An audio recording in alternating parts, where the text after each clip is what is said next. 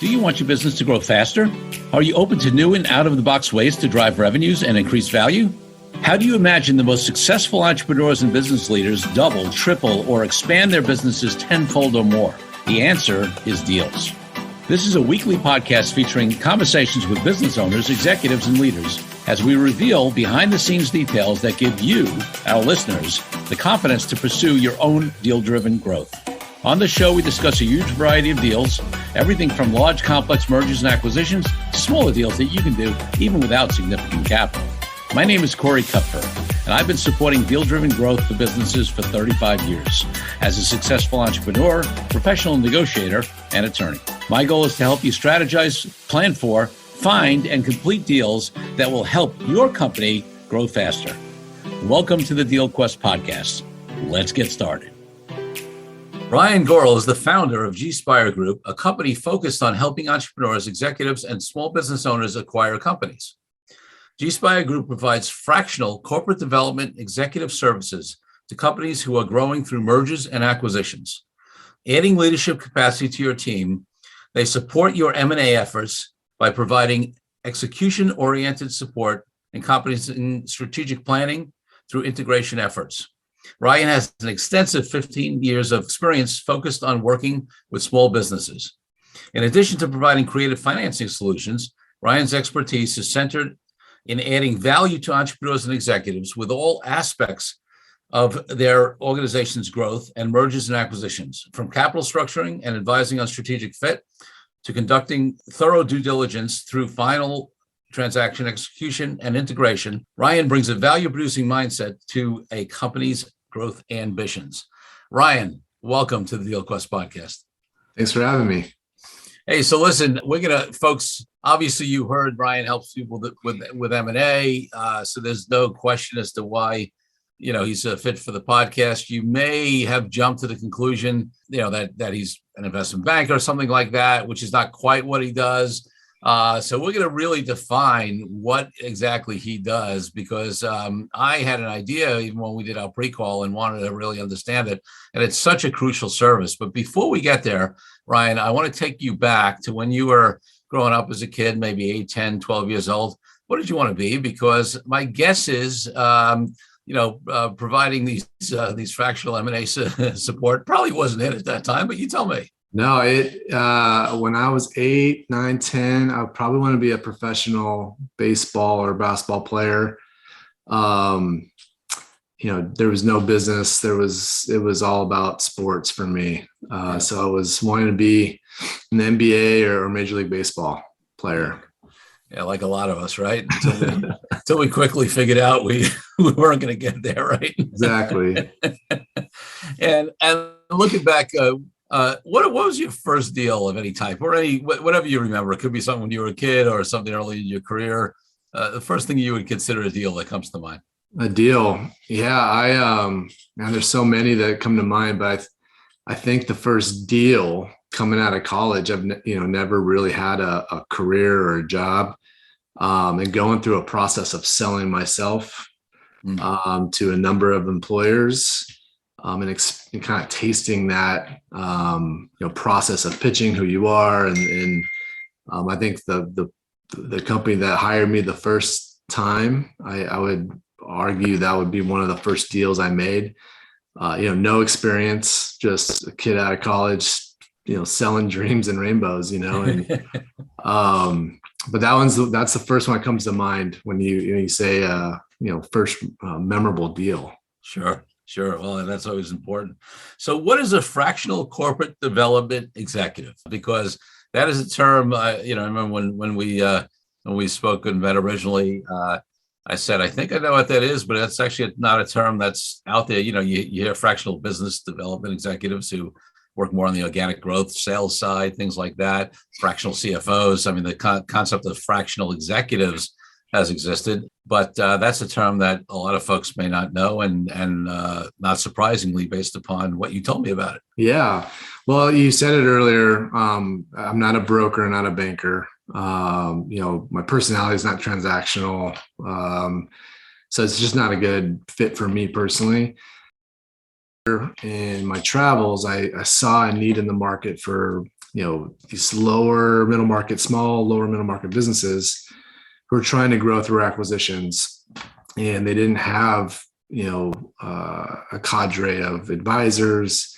Oftentimes, I started from the commercial banking side, and I was the one providing as much support and advice as I could, while still being tethered to a financial institution. So there was only so much I could actually do. Right. So I saw the need in the market of someone needs to be helping these owner operators execute these things while they're also trying to run their business.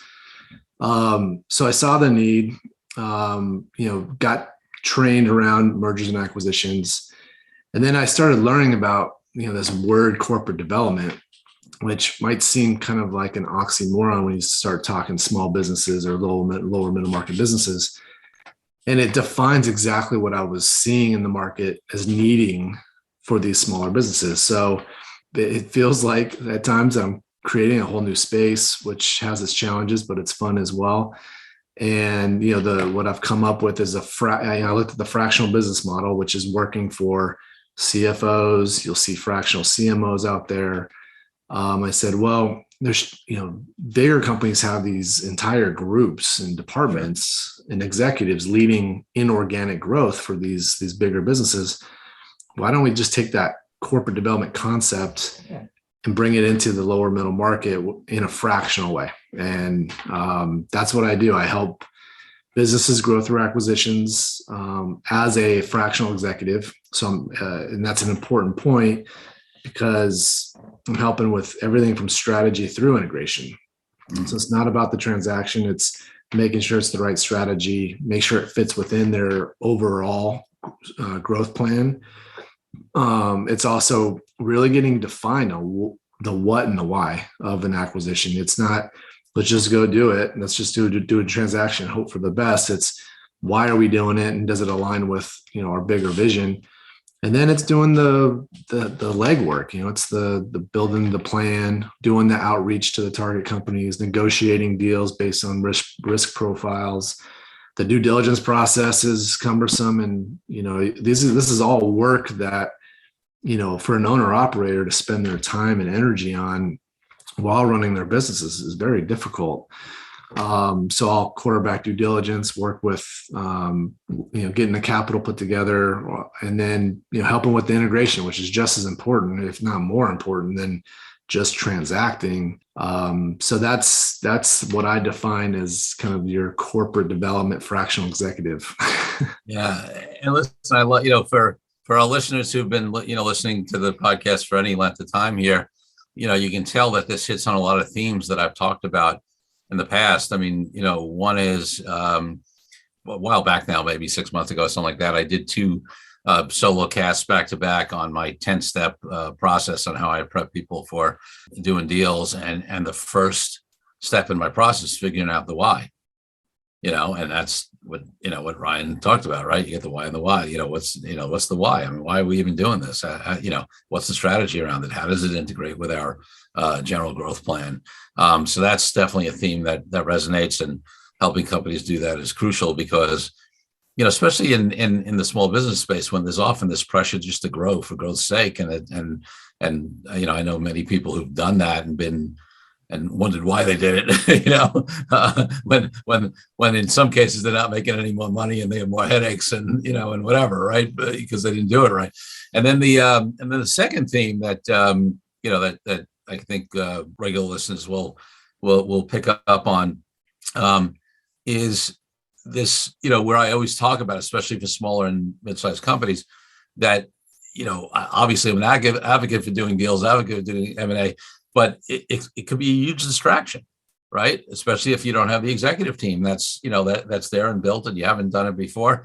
And, I've definitely seen people who've gone to focus on that route, and it's adversely affected their existing business, or they don't have the right talent in place, so they can't successfully get a deal done. And they are in this catch-22 where, they can't afford to hire a bunch of people full-time who are deal folks and have that experience like the big boys can. And so, I was excited to have you on, Ryan. And when we spoke, because I think this fractional concept, like you said, it's worked, in other areas, and there really aren't a lot of folks In fact, there's nobody else I know who's doing it fractionally in terms of, your particular expertise that you bring. So, listeners, I think, it's a great thought, right? On resource on how you can affordably, because it's fractional, and, and also just the fact you don't need somebody full time, when you're a small business doing your first deal, for example, or a second deal. So, I'm excited to talk to you more. So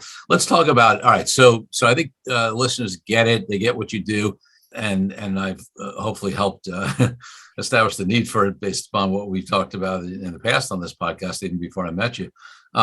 So when you deal with these small and small businesses, lower middle market businesses, in addition to what you do from the tasks that you do for them, what do you find their biggest challenges are? What do you find that you have to help them work through most to prepare themselves to actually be buyers? I mean, one of the ongoing sort of jokes that a lot of deal lawyers, investment bankers, and brokers have is that most companies that want to be buyers should actually be sellers, or end up being sellers because they can't figure out how to do the buy side and they're too small, right? So what do you find, and how do you actually get these companies to be successful sellers? I think the owner operators of these lower middle market companies, small businesses, the companies I'm targeting, just so we can put some context on the sizes, are anywhere in that 10 to 70 million in revenue. That's kind of the sweet spot. And what you find in those types of businesses is the owner, there's usually an owner operator or a management team that is hyper focused on the demands of operating the company, which is no small feat. There's human resource challenges, it seems like daily, or customer fire drills, and they get sucked into the operations. And one of the things that I help them with, or attempt to help them with, is providing a resource so they can at least think about their business more strategically instead of being, pulled into the weeds every day. And one of the hardest things is that it's not something they do all the time. They've done it. They're amazing operators. Their businesses are profitable. These are good businesses. But when you start talking about vision and, where do you want to be 3, 5, 10 years from now, and how that can come together, it's hard. And so there is a step initially when I engage with a client. It's a strategy review / company readiness type of process that I run. And this is really just to flush some of this out. It's forced time on their calendar that says, we're going to focus on kind of digging, pulling you out of the weeds and then really digging into vision. And what I see a lot of times is it's not very clear. Right. So that's one challenge. And then the other challenge is, it's hard for a lot of these owner operators to understand what life looks like with either a or bigger business. Mm-hmm. Like roles change.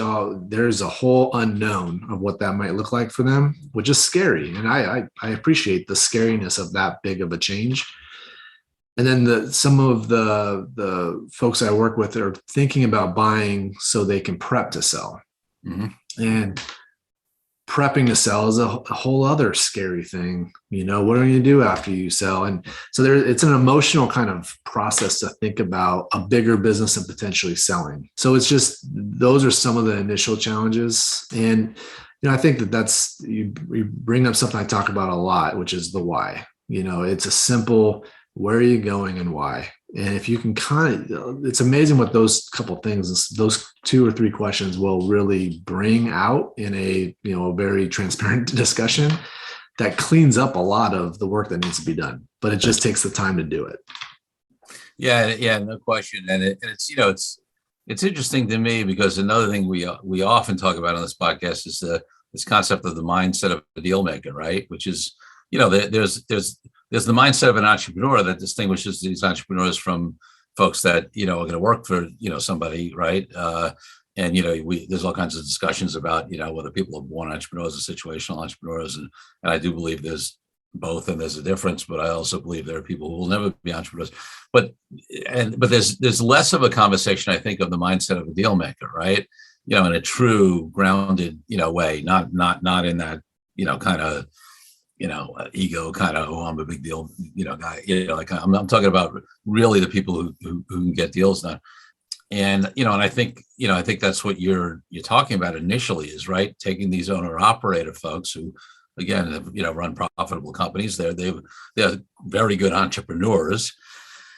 And, between the why and the strategic planning and having them step back from, the day to day and being in the weeds, trying to, start to work with them to work on that mindset of a deal maker. Right. Yeah. Wasn't it? It's a trend. And I use the word transform as I try not to use the word transform in a scary way, but it is transforming business owners into CEOs. Yeah. That's how I mentally can understand the journey I'm taking my clients on is it's a very different skill set to be an operator and then a CEO. And there's a process and a path. It's a mental shift between, there's trust, there's control, there's a whole host of things that you kind of have to work through and be comfortable with. And it doesn't happen with Ryan showing up at the doorstep saying, let's go buy something, right. It's these slow morphing discussions of, what could this look like? And let's lay out a timeline that allows this stuff to be digested before we turn on the switch. And it's a fulfilling work. I mean, I love this. I picked this business and I picked this segment specifically because I love these business owners and these size businesses and the opportunity that, that a transaction can provide them and their families and the employees and the communities that the employees live in. Like these things, our country is made of small businesses of these sizes. And I get so much fulfillment in helping them, even if it's just having these initial discussions, clearing up a vision. It's so much fun. Yeah. Listen, I get it because I feel the same way. And it's interesting because, listen, here's the truth about it. And this is not like a judgment or a criticism. It's just is that whether they hold the title of CEO or president in their company, right? Because they may very well hold that title. Most folks, most successful entrepreneurs at that level, are really, great COOs, or maybe they're great salespeople, right? Marketing people or whatever, like they have, or technical people, whatever it is, they have a particular skill that's gotten them to a certain place. But, what I hear you saying, what resonates with me, when we say CEO, it's not just giving yourself the title of a CEO. It's really acting like a true CEO acts, in normally a larger company where you are out of that day to day, where you're working classically, as Michael Gerber, talks about, on the business, not in the business. Yep. And you're seeing a bigger vision and you're looking at the strategic, growth and things like that. And that's your job. Your job is actually, eventually, ideally, not anything that's operational or sales or marketing or whatever it is, in the business. So, so I think I would call it a transformation. I do think that takes a transformation, and I get how that may not be what you lead with because, people come in that, they say, I'm looking to grow. I want to buy companies. And, you say, no, you need a transformation. Well, maybe we're not going to lead with that. Right. But that's what happens. Right. Right. Yeah. It's there's a lot in, there's just one component to this overall thing that we're doing. So yeah, you have to choose your words wisely, and every owner seems to be coming at it in a different place. There's the other thing I like doing, and it kind of aligns with the CEO transformation concept, is a lot of what I get fulfillment out of doing is it's a lifestyle decision too. So not only is acquiring a business can produce a lot of enterprise value enhancement. So the bigger size, bigger cash flow, et cetera. But oftentimes I'm having a discussion of, okay, well, we're going to enhance the value of enterprise. This part of our plan. But what about this transformation between business owner to CEO, which is kind of a secondary discussion?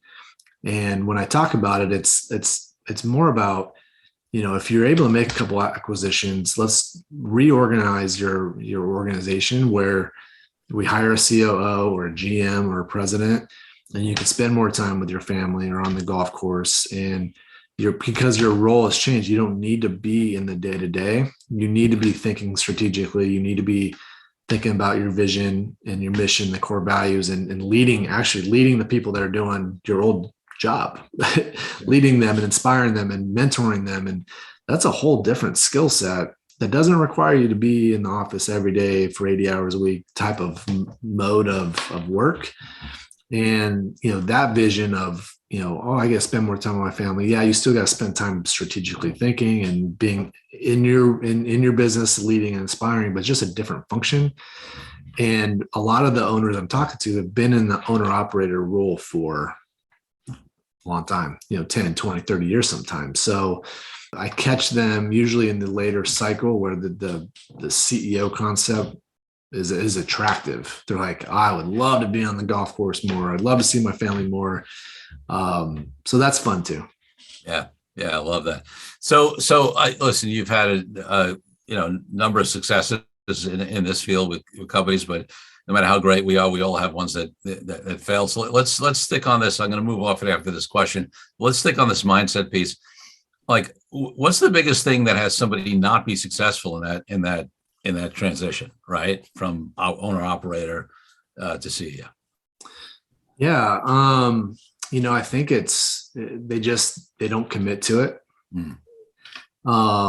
It's too scary. So we end up, what ends up happening is that I think I want that. And then as they think about it, they're like, I don't know how to do that. And it's a scary thing. And then you kind of shut down the whole growth strategy and they kind of go back into their old role, which is comfortable. It's comfortable there. I see a lot of the, call them false starts, in a process where like, I don't know if I want to do this. It's easy to pick apart a deal and say, I don't want to do this deal for XYZ reasons. There's plenty of risk you could look at and say, I'm not willing to take it. Sure. So it's easy to find a way to say no. So that tends to be a way that I start to go, okay, well, here's some deals that look good and we can do, but you're saying no for these purposes or these reasons. Let's dig deeper. Like, is this something you really want to do? And et cetera. And then the ones that, of course, there are situations where we're successful acquiring. And what you could see there is, well, there's a ton of things that go wrong there, but where the clash can be is the owner operator tries to remain in the role of owner operator on a much bigger organization. And now all of a sudden there's just bandwidth problems and there's maybe communication challenges and misalignment of messaging. And you could see that too. Yeah. That old phrase of what got you here won't get you there, what if you be there already? So, exactly.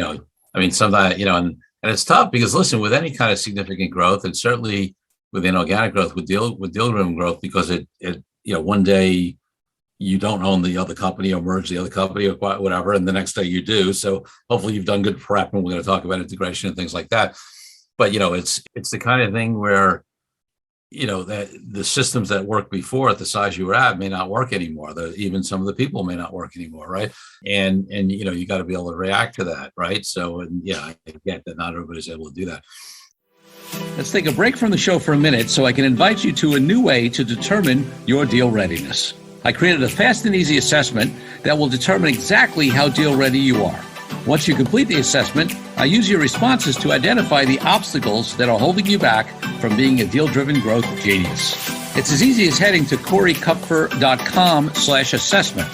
That's CoreyKupfer.com/assessment and filling out a few multiple choice questions. I'll be checking in after the episode to see what your results are. Now back to the show. Let's go to the other, you talked about enterprise value, right?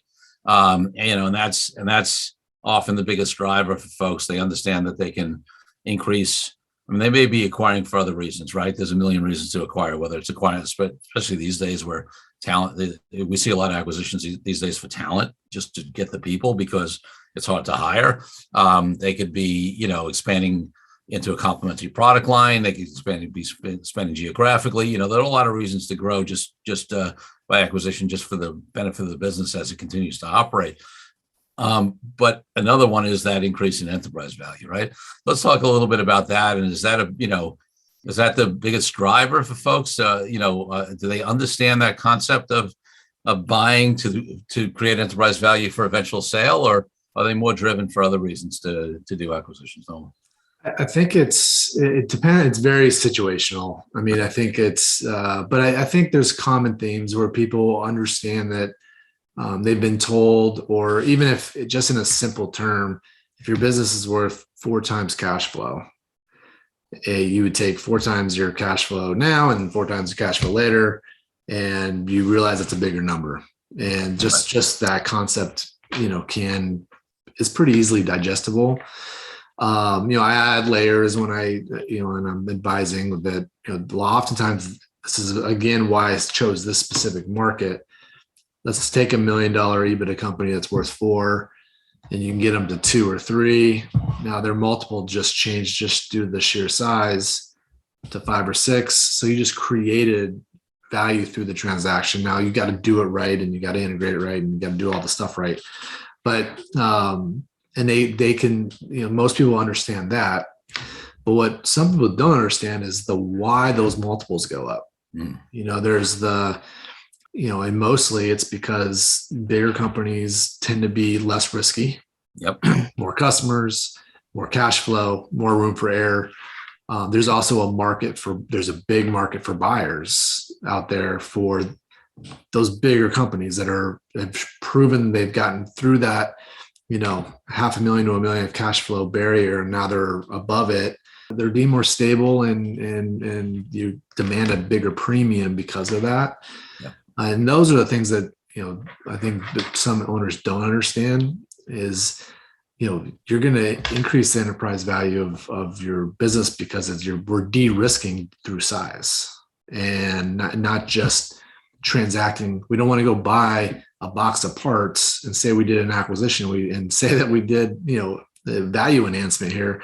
It's got to fit. It's got, just like a puzzle, it's got to fit in properly. So I think most people get the value enhancement. I think where more people don't understand it, or my clientele, they've never done a transaction typically, or if they did, they maybe absorbed a small competitor who's going out of business or something. Nothing to the extent of I'm about to double the size of my business type of transaction.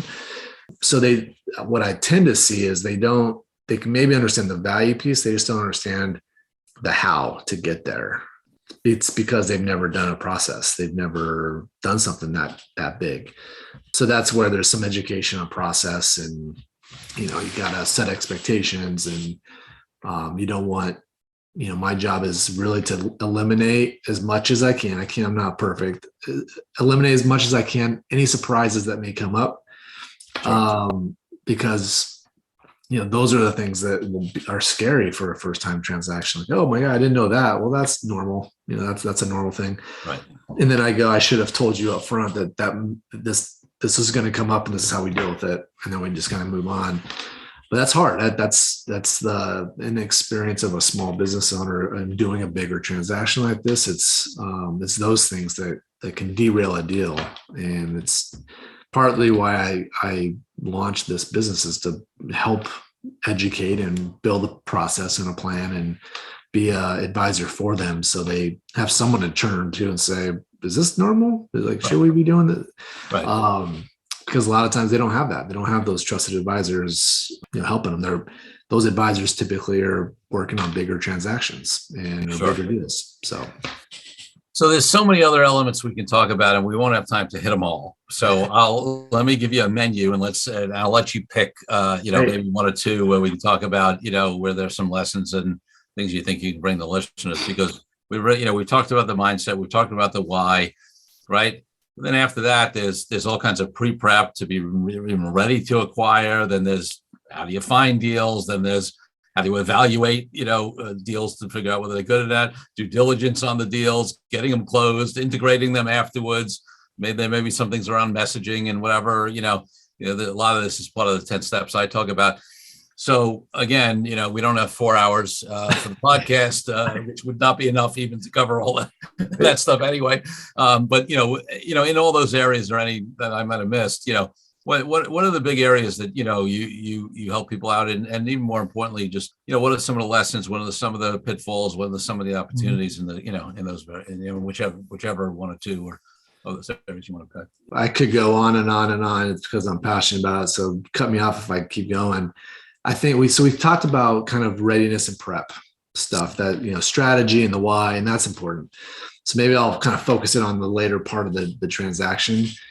One thing that I help my clients with that oftentimes is really hard to do, especially if you're running a process solo, but even with me involved, it can be challenging. But I think I'm trying to create some value in the transition. And that is, transactions are hard. We're dealing with banks. Maybe you're raising some equity. You've got lawyers and CPAs and reconciliations and quality earnings. You got all this stuff, valuations in the works in a due diligence process that you can get sucked in, focus on, I just got to get this deal closed. There's so much work. I just want to be done with this work, close the deal, so have it and be done with it. Well, the problem with that is if you don't have an integration plan, in that first 60, 90 days, you can erode so much incredible value of what you just spent a lot of money and maybe PGs on the loan. If you don't prep and really be thoughtful of your day one communication plan, for example, is super important. But if you're not building that integration plan during due diligence, you can't build it all in one day and hope for the best. So the one thing that if your listeners is going through a transaction and they're in due diligence and it's hard, it's time to start talking about integration plan. Like, what are the steps on day one? Who's communicating what to who? What's the key messages you want for the people that are going to be receiving this big change that just hit them out of nowhere? Yeah. I'm really sensitive to the human element there because no one likes change. It's hard. So I urge people really to think through.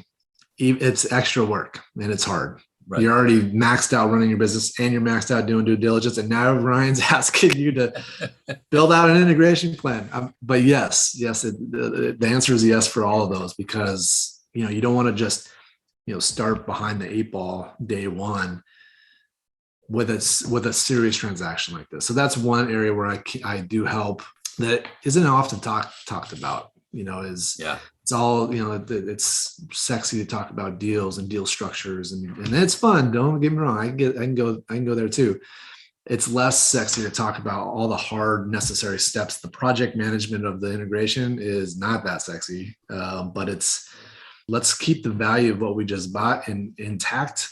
To me, that's pretty sexy because you want to make sure you're not eroding value.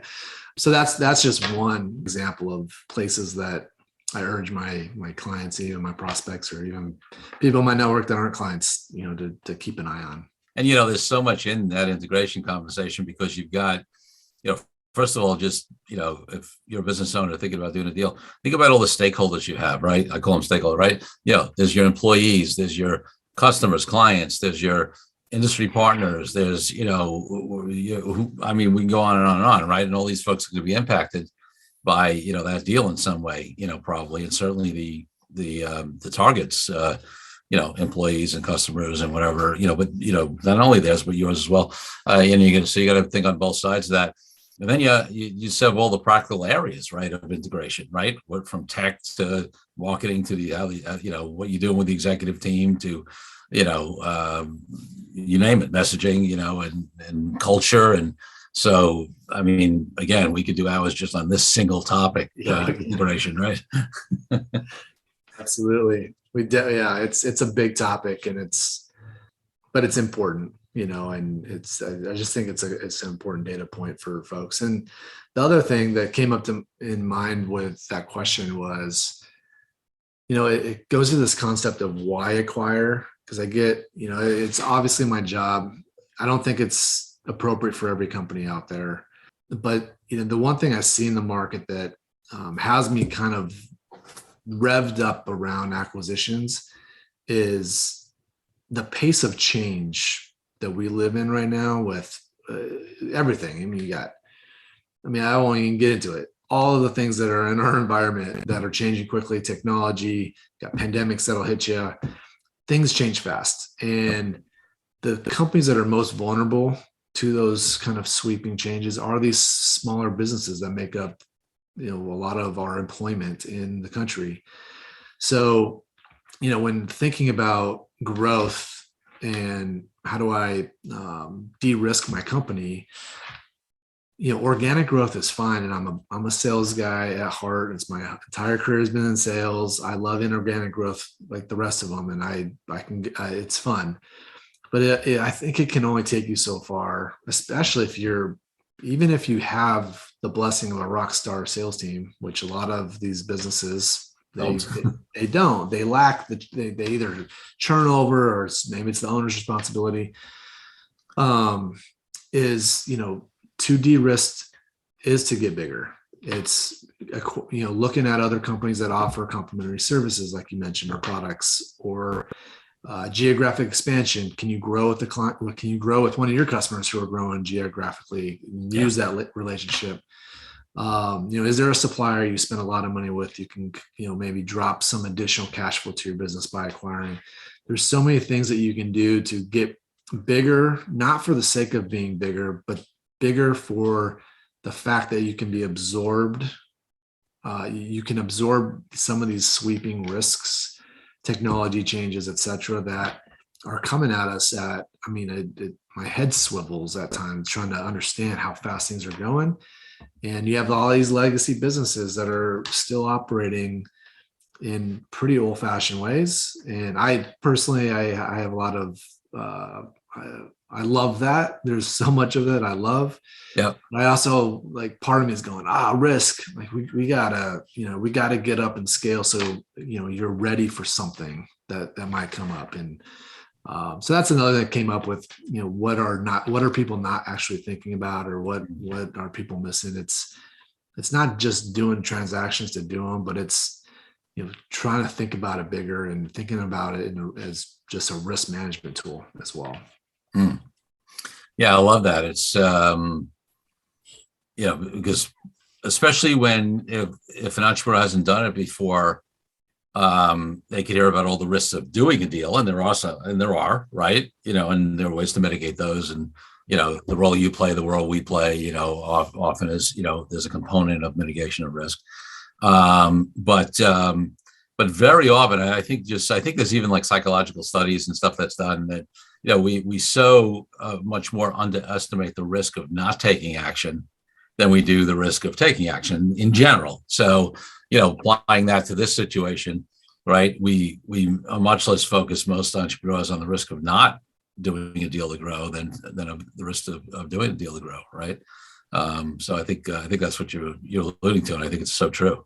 Yeah, it's easy to stay in our comfort zone, and a lot of what I talk about is growth, and growth takes courage. And the other thing that came through my mind when you asked that question is, because growth takes courage and it's hard, make sure you have all the advisors. Like, don't do it alone. Like, I'm not just talking about me. I'm talking, CPAs and lawyers and other consultants and people that, build an advisory board, build something that you have people around you supporting you. You don't have to do it by yourself. And because if you try to take on that type of growth by yourself, it's, it's hard. It's really, really hard to do that. So you're right. Yeah. And those of us who, do it all the time. I can't tell you how many times, I'm sure this has been true for you as well, where I've talked the client off the ledge, so to speak, right? The negotiations got tough, or, the workload, like you were talking about earlier, got challenging, and, you got to pull them back and, get them reconnected to the context on why it's good to do this deal, why this particular deal is a good deal if it is. And, and if we're that far down the line, I assume, we, as an advisor, we've decided that it is for them. I remember a deal we had in the last, year. It was a great deal for the client, for both sides. As a mergers, gave them additional scale, additional capacity, really made sense. And the client generally knew that, but there was a point in the negotiation Lawyer on the other side was a bit of a pain, to be honest, and over lawyering, and it just took a lot more to get the agreements done and back and forth and whatever. And the client was like, just tell them the deal's off, And I'm like, just calm down. We'll get, no, tell them. All right. So I figured, I said, okay, I'll tell them the deal's off. And then I waited. I didn't tell them the deal's off. I waited 2 hours. And then I reached back out to the client, right? I needed to give them time to, to breathe and whatever. And I said, hey, this is a good deal for you. I want you to relook at this. Ultimately, I'll follow your instructions. If you want me to, I work for you. If you want me to tell them the deal's off, I'll tell them the deal's off. But I don't think that's the right move. By that time he had a moment to breathe and whatever. He said, okay, you feel like we can work through. I said, yeah, we'll get there. It's just going to be more of a pain than it should be. But trust me, I've been there before. We'll get there. And we got there, and it's been a great deal for them the last, 12, 18 months. He's very happy that he did it. But, it would have been easy without somebody, by their side who's been through the world before, so to speak, and has perspective on it for him to have called that deal off. It's what a great story. I mean, this is such an emotional thing, a lot of things are emotional, but a big transaction like this, there's a lot of parties, a lot at risk. There's usually big dollars with lots of commas involved, and it gets super hyped up, and emotions are high, and its anxiety is high. And, that's trying to do that solo. In your example, maybe it got blown up because he just snapped, and maybe it was the right thing for him, but it's just the emotional toll. It can be a lot. So having another set of ears to just have them yell at you as an advisor, let them get it out, and to let them calm down, and it's important for advisors not to get emotional. You see that too. And you're throwing gasoline in there. You got to, try to stay as cool as possible. And you'll see most people that are cool and calm have done deals. They've been like, oh, we've seen this story before. It's okay. Let's just, we've seen this movie before, and we can calm it down. It's just it's an emotional transaction, and that can add so much more work and pain to the deal. So just surround yourself with as many good people as you can to help you through it. Yeah, I love it. So before I ask you my final question, I want to give you an opportunity to let people know the best way to find out more about your services and where they can reach you. We have our listeners on this, we've listenership has grown so much, and as we've analyzed it, we certainly have people who are regular deal makers and just like, being in the conversation and listening in and hearing what other deal makers are doing, whatever. And then we have a bunch of aspiring, deal makers, and many of them are in that category of owner operators, just looking at doing their first deal or second deal, whatever it is. So definitely, I think a lot of those folks out there can be really, would really be helped by your services. So what's the best place for them to find out more? Yeah, I appreciate that. My website's probably the best. I have, all my contact information is there, pretty open with it at gspiregroup.com. My email, ryan@gspiregroup.com, is another place. And then I'm on Twitter and LinkedIn I contribute to those platforms as much as I can. So I'm out there. So those are the avenues. Excellent. So my final question on the podcast, Ryan, is always about my highest ideal in life, which is freedom. And for me, that means everything from freedom for all people from oppression in the world to why I'm an entrepreneur and I haven't had a boss in decades. So what does freedom mean to you, and how does it impact your life and business? Yeah, I think it's funny. I just was going through some process with my executive coach on this topic. I think I equate freedom to a certain extent to this concept of peace for me, and that's doesn't mean that there's no pressure and there's no growth. It's more about driving towards your destiny unencumbered. And having the freedom, if that's the word, to take accountability for your own actions. I'm not perfect. I make mistakes, but they're my mistakes to make, and that to me is the greatest form of freedom, is taking that radical responsibility and driving towards your destiny. I love that. I love the way radical responsibility. I believe in it. And I love that driving towards your destiny unencumbered. I love that phrase that you used. It's so great. Ryan, listen, Ryan, I so appreciate you being such a great guest on the DealQuest podcast. Yeah, I appreciate you having me. This has been fun. Thank you for joining me on this episode of DealQuest, where we help you understand how deal-driven growth can be your ticket to freedom. I want to invite you to a unique way to tap into the wisdom and experience of the DealQuest community. Join the DealQuest Deal Den Zoom calls, a free monthly 90-minute mastermind. In the mastermind, we address all the challenges you may be facing and help support you with the opportunities that may arise in terms of deal-driven growth. You will get input not only from me, but all the members on the call will collaborate and serve each other in a mastermind format. To sign up for the free mastermind, go to www.coreykupfer.com/dealden. That's coreykupfer.com/dealden. I'll see you there. I'm Corey Kupfer. Until next week, wishing you the freedom and financial prosperity that I know your DealQuest will bring.